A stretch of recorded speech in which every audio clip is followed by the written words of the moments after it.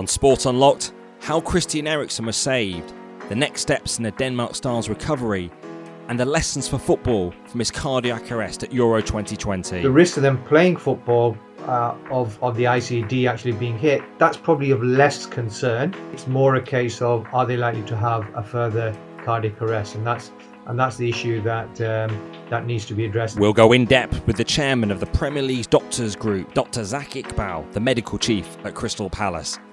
We'll also hear from the former British Sports Minister Tracey Crouch on why her own Conservative MPs in government are wrong to criticise England players for continuing to take a knee. It's a stand against what is abhorrent abuse being levied today on our football pitches from our football stands. That's not culture war. And I just wish that people wouldn't confuse the two.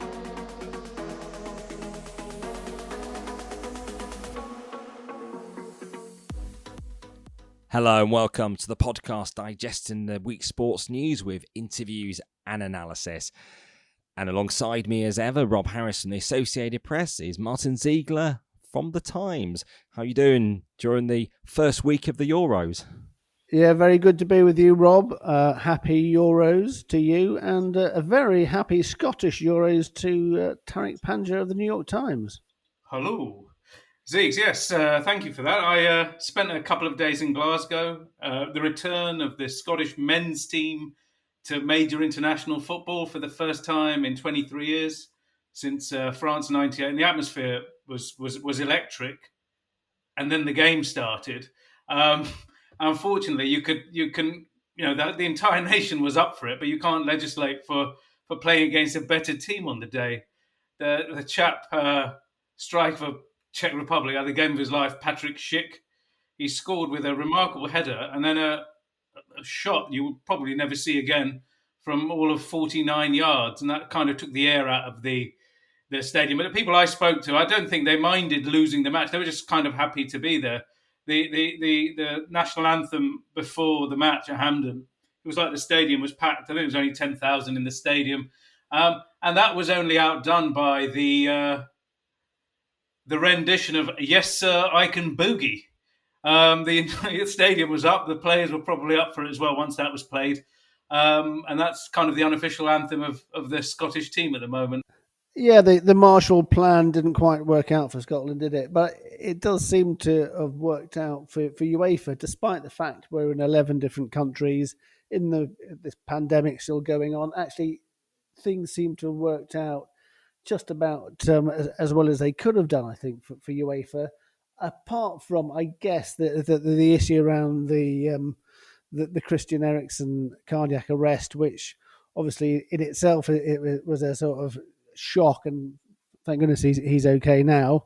But I suppose the issues around whether that match should have been played that evening, the fact he's in hospital, all his teammates were in trauma.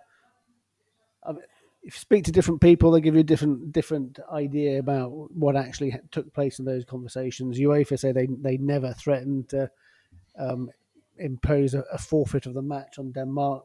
That's not what Peter Schmeichel was saying, but I think there's probably lessons to be learned all round, do you think? Yeah, many lessons, meant particularly the coverage on the night as well. Obviously, the fact that there were those close-ups enabled many people around the world to know what was going on. But should they have lingered, should the host broadcaster have pulled the shot out, then there were further questions for the broadcasters around the world that were taking the feeds, whether they should have continued airing it. But when you're getting the feed from UEFA, there's an air of officialdom of that. There were encouraging images quite early on as well, some of those still images which did indicate, of course, he was alive, which those immediate concerns were around him.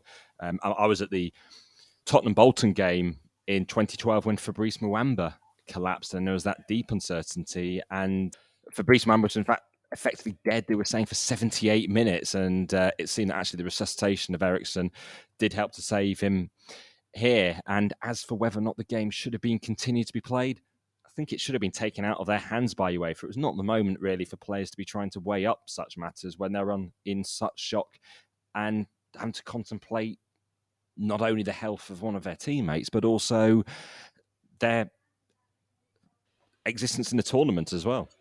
Yeah, entirely agree with you, Rob. It's really weird that they were placed in a situation where they were given these options, which was, can you come back tonight or come back tomorrow at 12 o'clock in the afternoon, when they've seen what they've seen. And it's not just a teammate; it's probably a friend, almost close to a family member at that point when you're in that moment.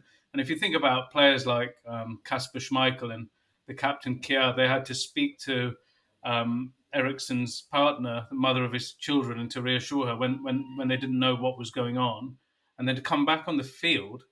The last thing you'll probably want to do is have a high level game of football, because you can't be thinking straight. And if you remember, in that game there was a penalty. Denmark were a goal down, I think, and Pierre Højbjerg had an opportunity to equalise. I don't know about him. I can't speak for him, but it would be quite frazzled already, and then to step up and take a penalty, obviously missed it. It's just really unfortunate. It's only in the days after that the Danes have spoken up kind of more critically of UEFA. What do you think they could or should have done then, given the kind of nature of this tournament, that it has to be played in a certain amount of time, you need 48 hours rest, etc.? They should be able to move things around, perhaps. What do you think? They probably have it in their power. I think it's really difficult. I mean, I know that with the Fabrice Muamba thing, the match was abandoned and then was replayed at a later date. But that was an FA Cup game. Obviously, there was more scope to play that later. When you're in a major tournament, it becomes very, very difficult, doesn't it? I mean, I think that there's a bit of wriggle room, but not very much, because one match can knock the whole tournament out of sync. I quite understand why it was very, very difficult and impossible for the Danes to play then. Perhaps they should have taken up the opportunity to play the next day when they knew he was all right. But maybe that came into their thinking, that they did know he was all right because they saw him, going off the pitch. He was conscious, didn't they? So maybe that's why they decided to play then. I'm glad, very, very glad I wasn't in the decision-making position of what to do, because there is no simple solution to this, that's for sure.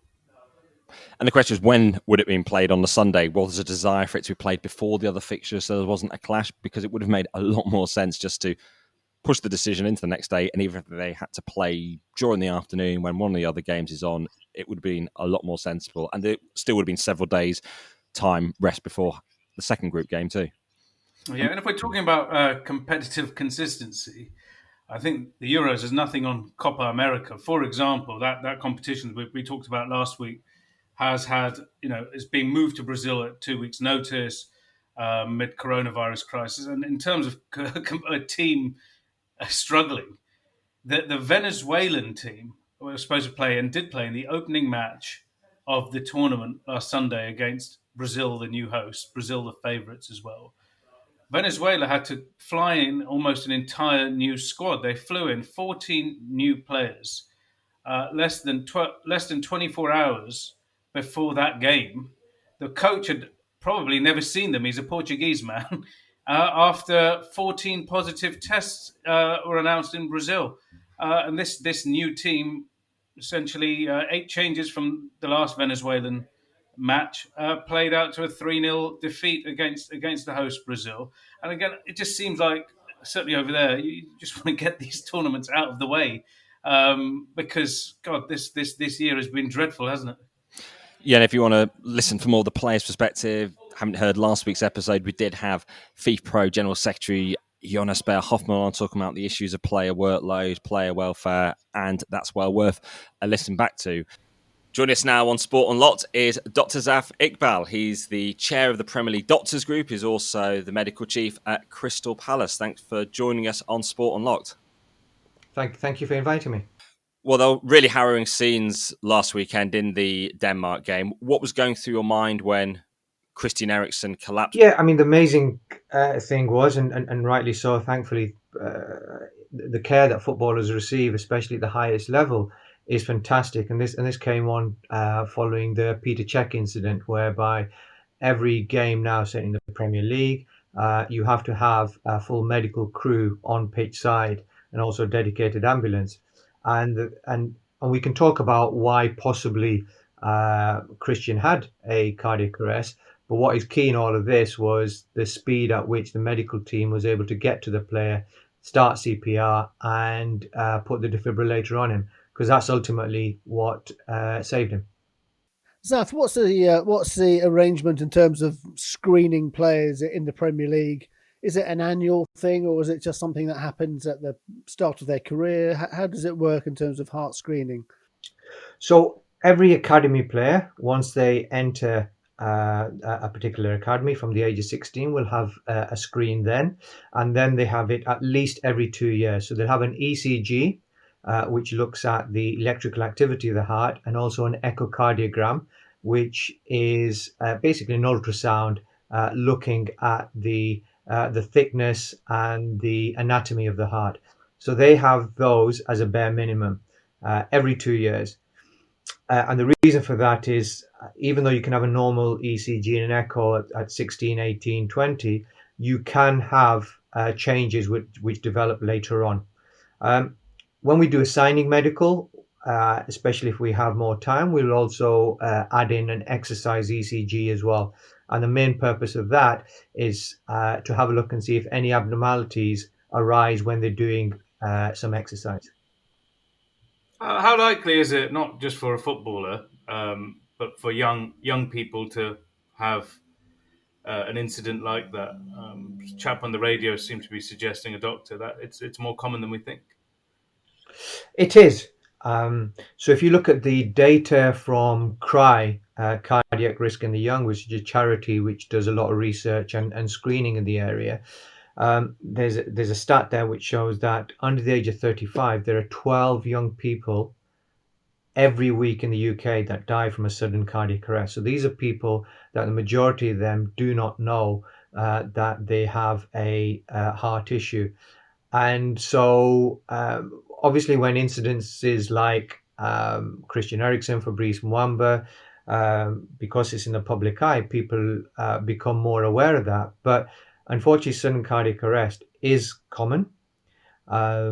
And certainly if you're looking at those people that are under the age of 35, we know in those over the age of 35, it's usually due to coronary heart disease. So as a result of smoking, high cholesterol, bad diet.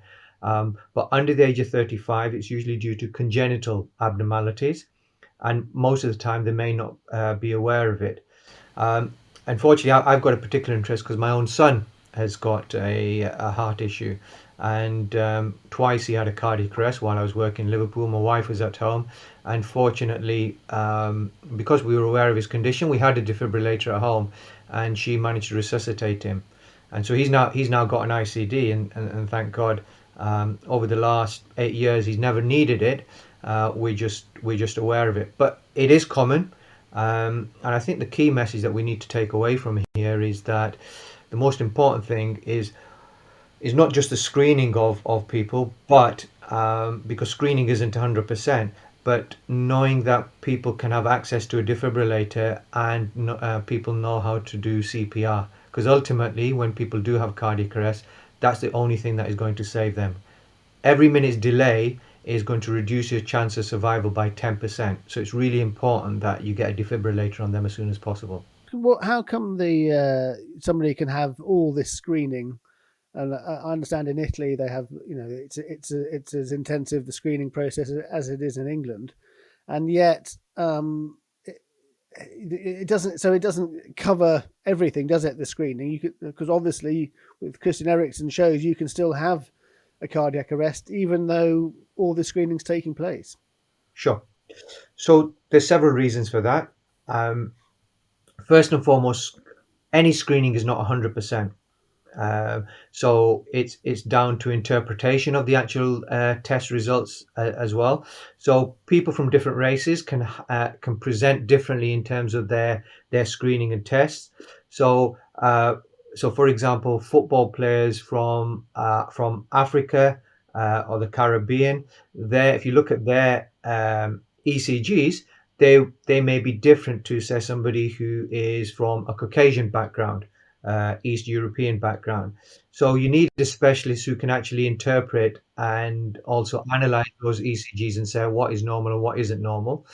Then the other factor is that some conditions can present later on, and so that's why we need to do screening every 2 years. So I think it was Lillian Thuram, and that came out in the news. I think his presented later on, so I don't know the full facts of it, but I remember it was later on in his career that there was an issue. Interestingly enough, I think his brother unfortunately had a heart issue as well. So there are some things which present later on. And then the other factor is that there's lots of causes for cardiac arrest, and it may not necessarily be just directly related to the heart itself. So if somebody is really unwell, if they've had lots of diarrhea and vomiting the day before, they're dehydrated, and then if you really stress the heart, as one does in, say, elite marathons or in a hot environment while playing football, then you're stressing the heart, and then that can make the heart go into a funny rhythm and make someone collapse. So there can be reasons which you may not be able to pick up. What about playing with this device? I heard Daily Blind has one. How, can you give us an idea of what that kind of looks like, how you play with it, and what if they get a sort of bang on the chest or something? So I don't know where exactly Danny Blind's ICD has been placed. So if I give examples in terms of my son, his has been placed underneath the ribs. Because of the size of him at the time when they put it in, they couldn't put that directly on the chest itself. It's easiest to put it just underneath the skin on the surface, just above the pectoral muscle. But the disadvantage of that is, one, people can see it. Secondly, as you just rightly pointed out, if you're playing sports, then it can get hit. So you can also put it underneath the pectoral muscle, and so the advantage of that, it provides some protection to that. The whole purpose of the ICD is that if in the unfortunate event that you get a cardiac arrest, then you're not relying on someone else to actually be there and shock you. It recognizes it and it gives a shock straight away. With regards to whether people should be allowed to return to sport, that's very much a decision made on what was the cause of the collapse in the first place. Is it likely to return? So you look at the risk benefit, and then of course you give the patient as much information as possible, and you allow them to try and make an informed decision. Obviously, early on in the career, it can be quite difficult because a player may think, well, I'm going to lose out on 10, 15 years of being a professional footballer. Later on, that decision can be made a little bit easier. The risk of them playing football, of the ICD actually being hit, that's probably of less concern. It's more a case of, are they likely to have a further cardiac arrest, and that's the issue that needs to be addressed in the first instance. And really hard for you as a doctor if a player was to come to ask you for an opinion, because you can't say anything definitively. You could only, I guess, just present the various scenarios. That's right. So that's all we do. So there are players around the world that have got various heart issues that are playing, and what happens is that there's a joint decision between the club, between the player and their family and the cardiologist involved. A full discussion is had as to the possible consequences. Look, every time you step onto a football pitch, any player, or even when you're doing elite sport, you're at increased risk of a cardiac arrest because of the fact that you are stressing the heart to the maximum. So you're always going to be at slightly more risk than if you did moderate intensity physical activity.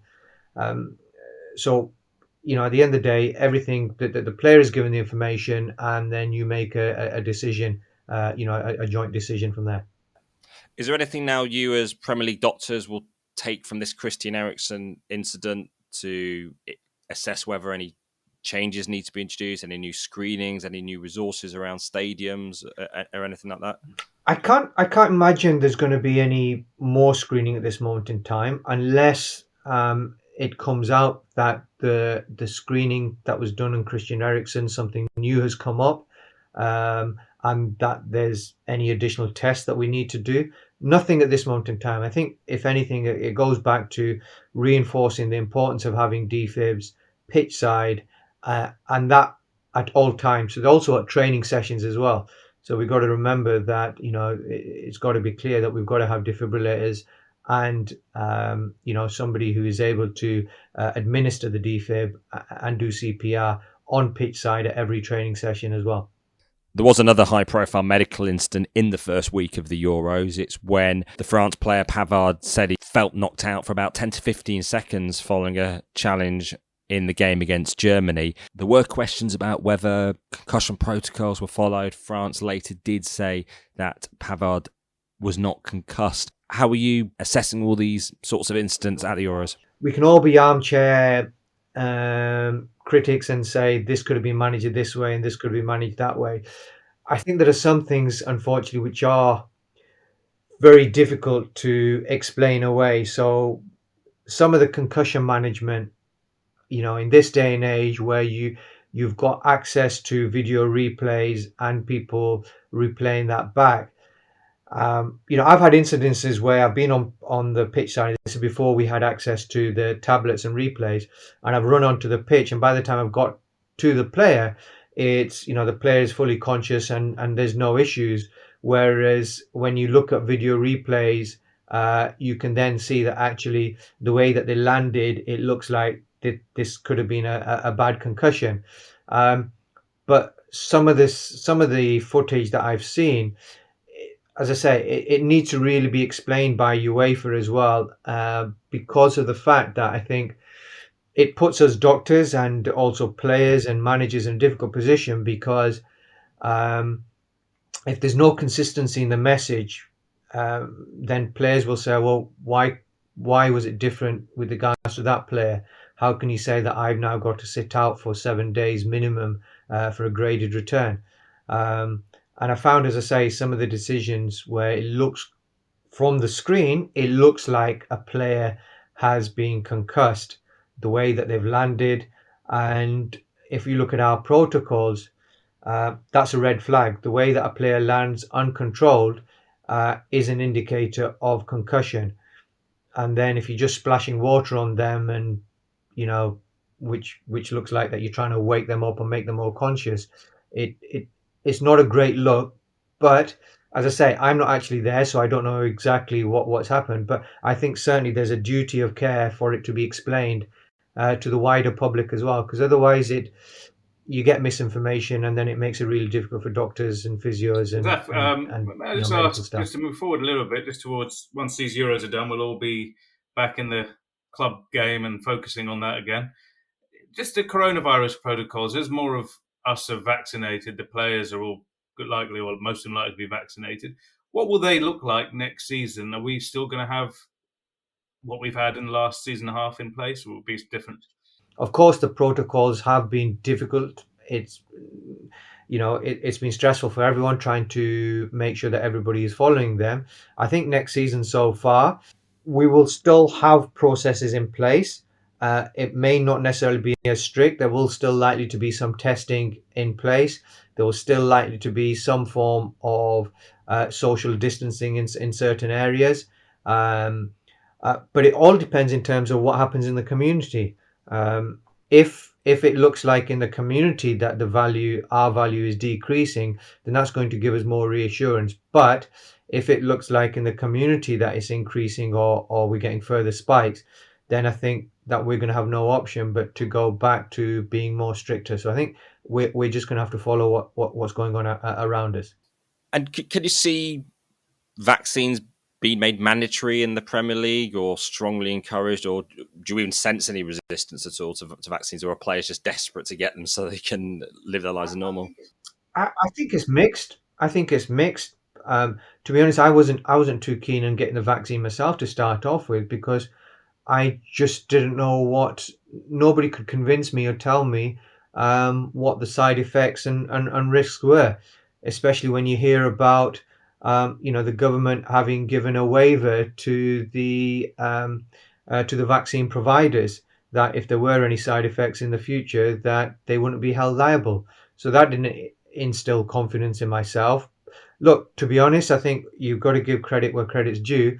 Certainly, it has been a success if you compare it with other countries, and nobody can fault the fact that the decrease in the community has largely been a part of the vaccine. Thanks for joining us. I think obviously one of the most overriding things of the week has been the actual important role of doctors around football. We saw last Saturday in Copenhagen just how valuable you and your colleagues are. Defibs. Everyone should know where the nearest defib is, and everyone should learn CPR. It's a very, very simple skill to learn. Everyone should know it. Excellent, Dr. Zaf. Thanks for joining us on Sport Unlocked. No problem. Thanks again. So it wouldn't be a sporting event during the pandemic without ongoing uncertainty. And even though these Euros are underway, even though we thought UEFA had secured all the necessary exemptions and logistical matters required from the governments, it turns out there are still issues around the Euros being staged in London, particularly now the semi-finals and the final, whether or not UEFA can get visiting fans in. And it's been the delay of the easing of coronavirus restrictions further in England until mid-July, which has put this new stumbling block in place, which could jeopardise Wembley staging the semi-finals and the final of Euro 2020. Yeah, I mean, interesting. UEFA say that they're confident the final week will be held in London, but that there is a contingency plan which seems to be Budapest. What they want is they want to have a sort of small number of fans, probably a couple of thousand, being able to come in a bubble and to the matches, stay less than 24 hours and go back, similar to what happened with the Champions League final.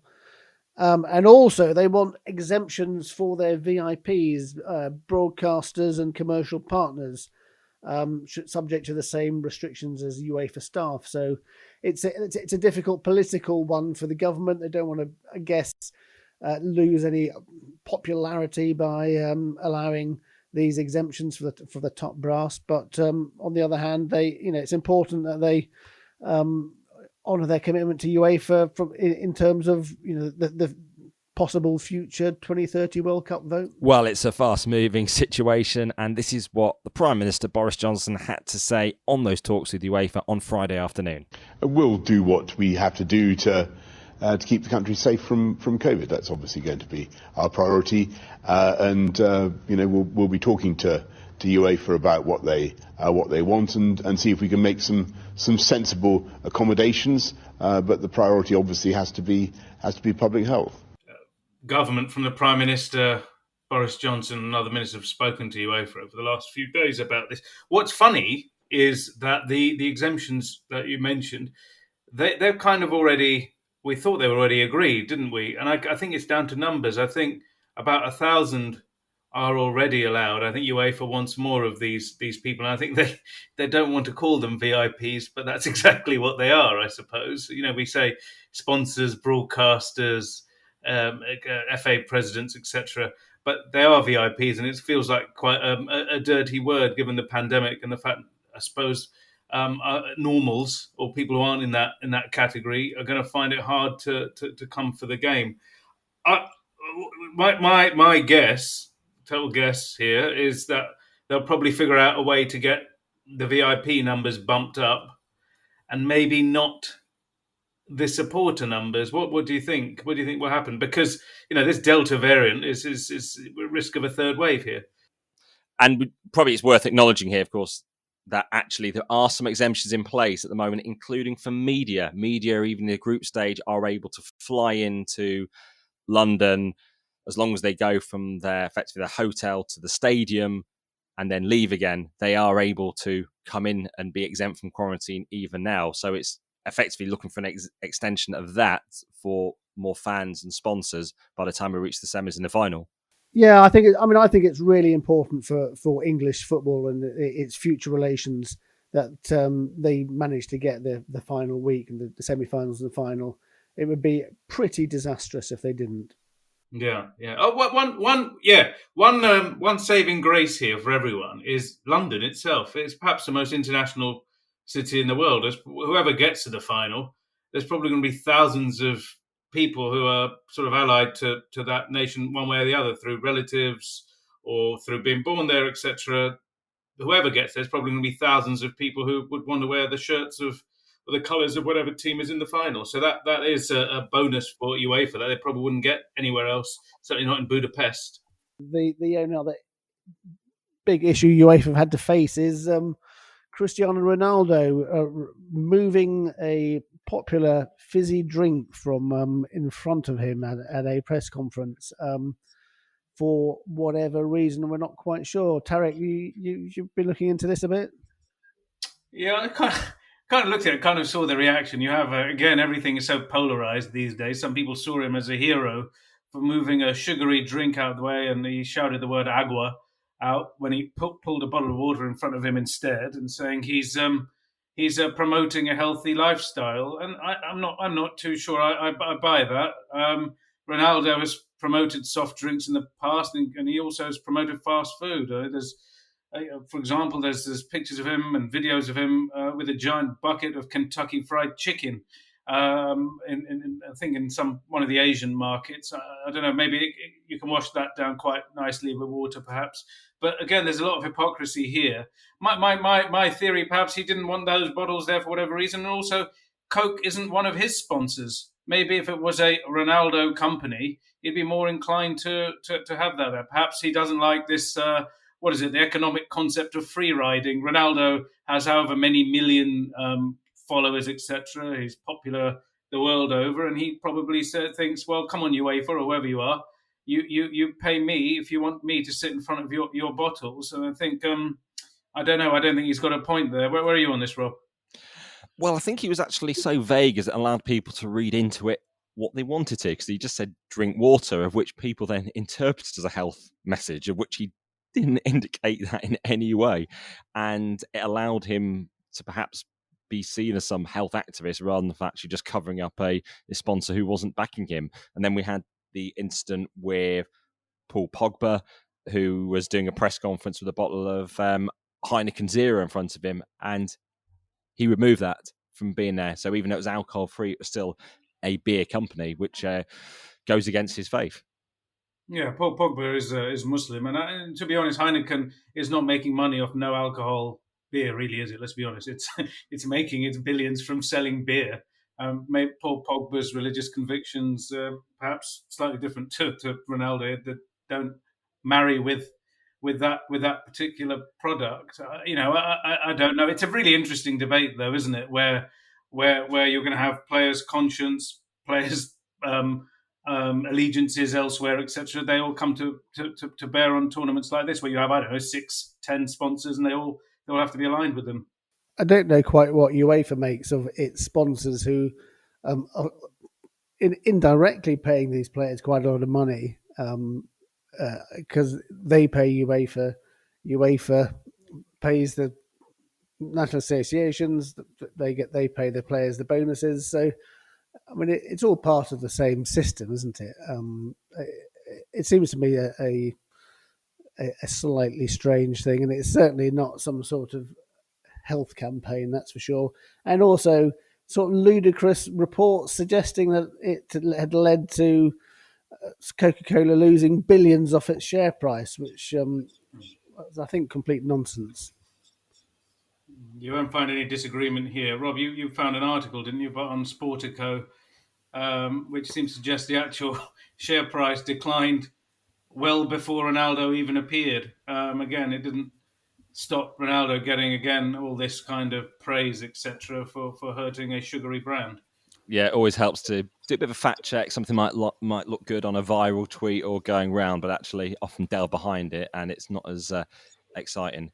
Well, we've talked a lot of football, and we've still got Tracey Crouch to come on the podcast too, so perhaps a chance to look to some other matters. We've not covered doping in recent weeks much on the pod, but we've got another intriguing case this week involving a burrito and nandrolone.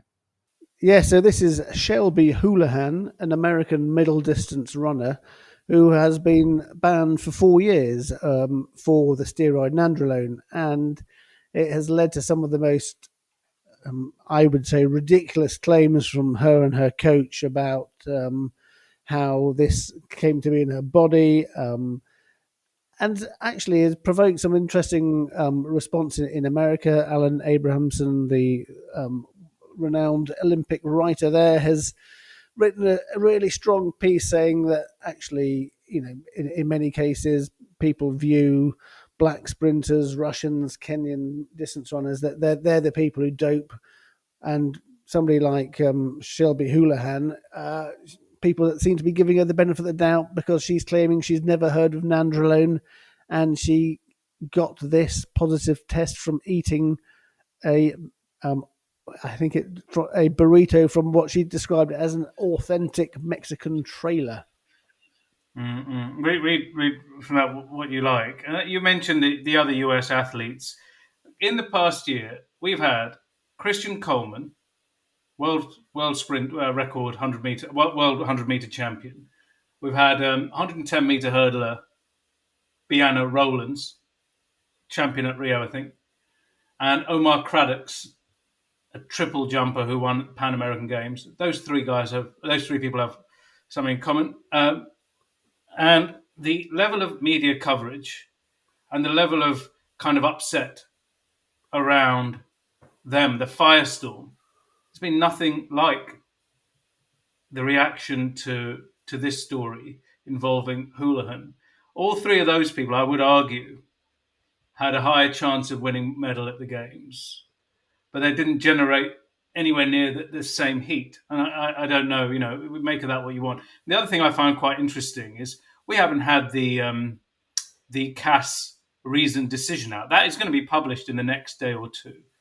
And that's going to make interesting reading. To me, it seems like, Shelby Houlihan and her coach, who's coaching a world Olympic prospect who also has never heard of nandrolone, apparently. I mean, look, if he hadn't, he really has no place in maybe coaching these people, because this is something he really should have heard of, right? It looks like they're trying to get ahead of the story, and maybe the details when they come out will make a few people think again. Yeah, certainly why you're putting your faith in your coach to avoid such things, and it might seem like something out of your control, but actually you've got to watch everything that you're doing. We've seen sports events in the past where I think countries like Mexico where athletes have been told to avoid meat, haven't they? Yeah, this contaminated meat thing has been around forever, particularly when it comes to US athletes. And it just happened to be that Houlihan in this instance ate this, as far as she's concerned, burrito that she thought was, I think, a beef burrito, but it was accidentally a pork burrito, and she didn't notice the difference. She only ate that 10 hours before this test. Very unfortunate for her, if that was the case. There has been things in the past about, in Mexico, with high levels of clenbuterol in meat, because part of the sort of meat production isn't carefully controlled there. This is certainly the first time it's been suggested that nandrolone has been as part of this. Although, I mean, famously, the Tyson Fury did claim that he had excess levels of nandrolone from eating wild boar. Again, which there've also been question marks over that since that particular claim. So I just think it's a sort of a classic trying to sort of blame something else. I mean, I particularly like the fact that after she had a really significant increase in performances about a year ago, she was asked on Twitter for the reasons for this, and she said partly due to improvements in her diet. I question whether a pork burrito is an improvement in your diet. Well, it takes all sorts. There's something very interesting here as well with nandrolone. There was a study that was done in Kenya by WADA in the last couple of years, right? And Kenya had this huge doping problem with its middle distance runners. And guess what? One of the drugs that was the most common in endurance runners that they found, it's nandrolone. And that was a WADA study. Everyone knows this. it's very hard, isn't it, when you put all these points together? And also, look, this was a three-person WADA panel. They can appeal it to the Swiss court. This was done with the procedures agreed with Houlihan and her lawyer Paul Green in order to expedite it, so she could be ready for the Olympics if she was found to be not guilty. They did everything in order for her to be able to compete in the Olympics if she was found not to be guilty. And the process has worked here. So, first of all, they blamed the process, her team, and now they're blaming the pig. So, this is the process and this is what happens. 4 years, it might seem harsh, but those are the rules. Joining us now on Sport Unlocked is Tracey Crouch, the former sports minister and now leading the fan-led review of football governance in England. Welcome to Sport Unlocked, Tracey. Thank you for having me. Yeah. How are you doing? Obviously, everyone wanting to know about your health, how things are. Yeah, it's going really well, thank you. Treatment finished back in February, so just a case of getting on with life now, really. And, feel very well, up my exercise, changed my diet, cut out the alcohol, so all going very well. They're probably lessons for all of us, that. Yeah, take the opportunity. Yeah. So how have things been so far in the review? You've been gathering some evidence, I believe, this week. How's it progressing? Oh, we've been having absolutely mammoth sessions with a whole host of people. I mean, just this week alone, we've had 23 hours of evidence sessions. That was the same last week, and we've had preliminary sessions before then. So, we're really motoring along, making sure that, we hear as many views as we can, all the different voices in football. That's continuing over in the next couple of weeks. There's really intense levels of conversation and discussion, and then we've got to start putting some words down on paper. Tracey, am I right in thinking that you are sort of come into this in favour of an independent regulator? Yeah, I'm very open-minded to the idea of an independent regulator, and I think in many respects, the genie is out of the bottle on the issue of independent regulation. I think it is something that has been discussed for so long now that it's very difficult not for it to happen. But the question really is, who is the regulator? What are they regulating? How independent is it? Where does it sit? And those sorts of issues. So I think, that it's quite complex. It's very easy for lots of groups of people to say, yes, let's have an independent regulator. It's not so easy then to sort of kind of, write the bits underneath it. It's like writing a headline before you've got the story. Doesn't it, some of the events we've seen over the last few years in terms of football regulating itself, does it sometimes feel like it might need outside interference in order to kind of steer it back onto the right course? Well, I think that's a great question, because actually people have flipped that around to the other way to say, is it really government's role to be looking at issues that should be a matter for football?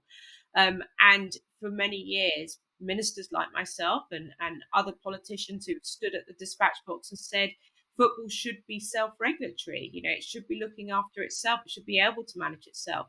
But if it doesn't, then we will need to act. And I think we've just said that for too often. We've given football too many last chance saloons. And so actually, what we need to do is make sure that we do get the right level and a right balance between football and government intervention. Tracey, I mean, there's no independent regulator in football in any other part of the world, as far as I'm aware, is there? It seems that this is almost like a sort of... No, it just seems that this is quite a sort of anti-free market approach, which in some ways is quite strange for a Conservative government, because, why should you regulate something which is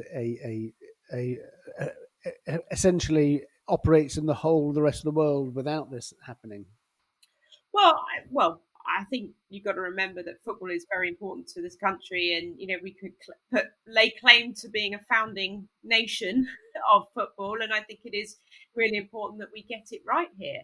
and set a template for other countries. Just because it hasn't happened elsewhere, that doesn't mean it shouldn't happen now. And in fact, actually, we could be pioneers in making sure that we have a far more transparent, regulation of football than anywhere else in the world. And if we can set that template, perhaps others will follow, and the confidence in football will follow.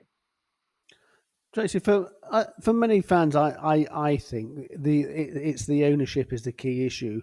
So there's on various different levels, whether it's people buying the club and then sort of to make money out of it and then sort of abandoning it, or it's people buying the club and not having any money and then going bust, like in Bury, or it's using the club for their own financial means, as people have seen suggested has happened with the Glazers. Is ownership the key issue, do you think?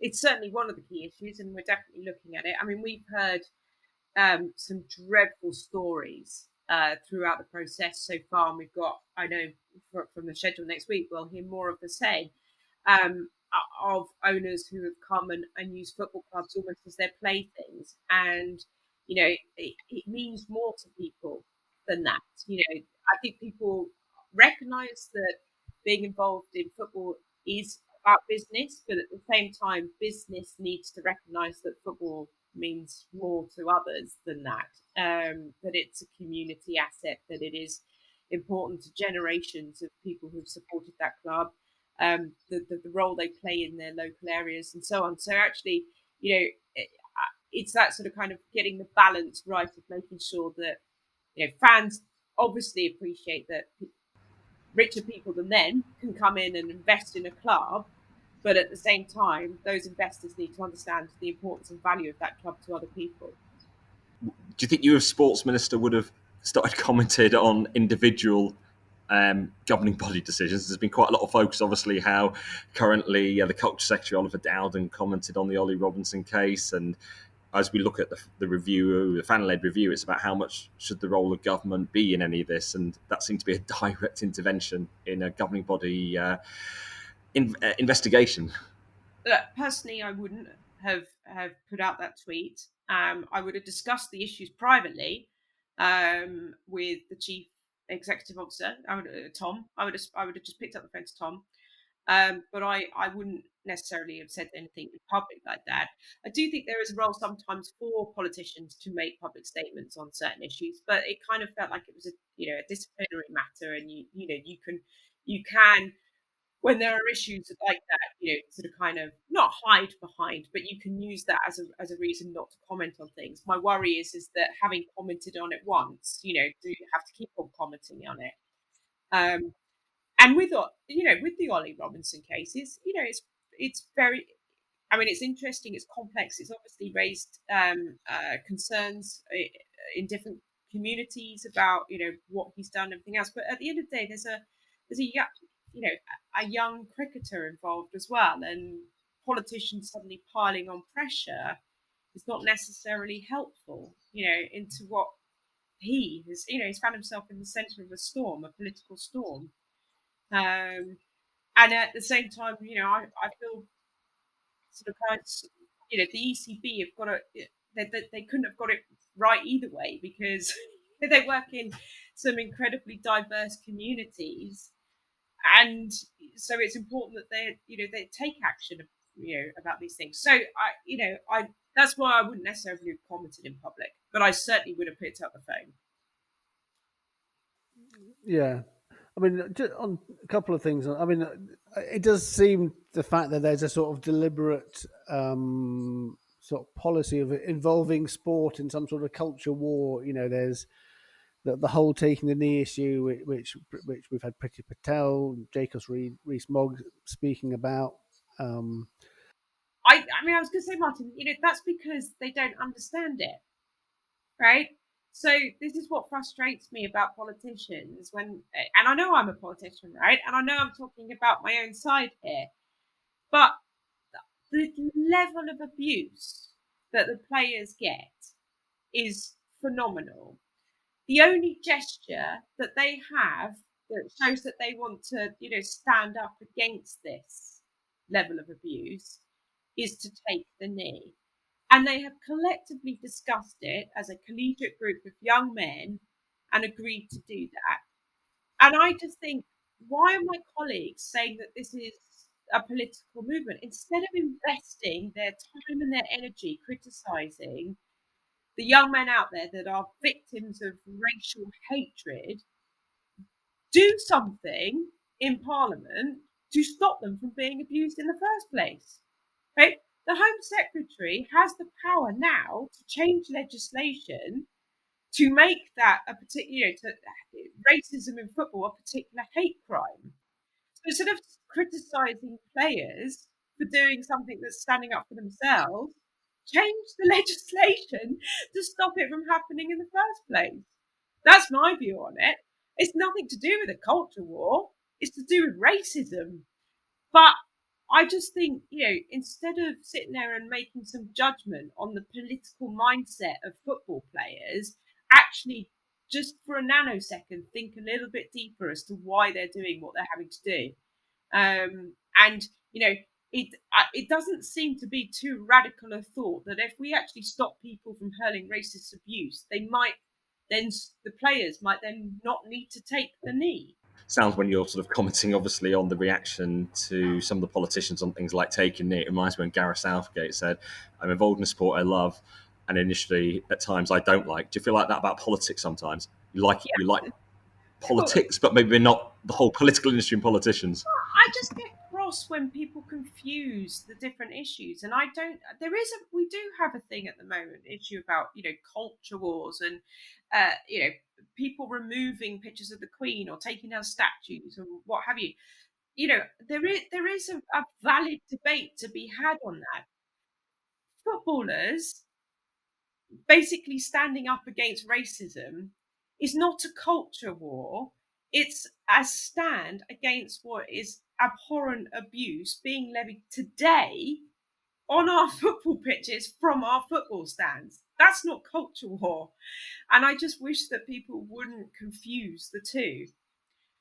I know that I would be really frustrated if I was, sat in the ministry, hearing colleagues from other parts of Westminster and indeed in some cases other parts of Whitehall, not supporting the decision of the England team. But I think there's a confusion between what the players are doing and what BLM want to do, and I think that's sort of kind of just got caught up in the crossfire of some of the other issues that are currently circulating, for discussion in Westminster, and I think that's what is sad about it. I would be generous enough for my colleagues to say that I don't think they're grandstanding on this, although we do know that sport is a very good vehicle for grandstanding. And, we've seen that with previous prime ministers who have suddenly gone out and, headed footballs or, batted away, small children on a Japanese rugby pitch or, there's lots of things that, politicians get involved in sport. Good season next season for your beloved Spurs, Tracey, do you think? Well, what do they say? It's the hope that kills. So if you start from a position of no hope, then you can always end up being pleasantly surprised. Tracey, thanks a lot for joining us on Sport Unlocked. You're welcome. Tracey Crouch there, the former British sports minister and still Conservative Party MP. And really interesting, wasn't it, to hear her talking so openly, critically, about her own Conservative colleagues, those in the cabinet and those who've spoken out critically against sporting matters. Yeah, she was very candid, and I thought she was very refreshing. Kind of backbenchers, you're able to be free to speak. I wish some of our cabinet members would feel. Yeah, it's been really good having Tracey Crouch on. Really interesting. A completely opposite viewpoint to many Conservative politicians. And it's been really good catching up with you guys. Have another good week in the Euros. Martyn, Tariq, thanks as ever. And thank you, everyone, for listening. If anyone's got any thoughts or comments, you can always message us at Sport Unlocked on Twitter, Facebook, and Instagram. We're sportunlockpod@gmail.com. Enjoy the sports viewing in the days ahead. Give us a rate, review, and subscribe if you can on your pod platform. For now, goodbye.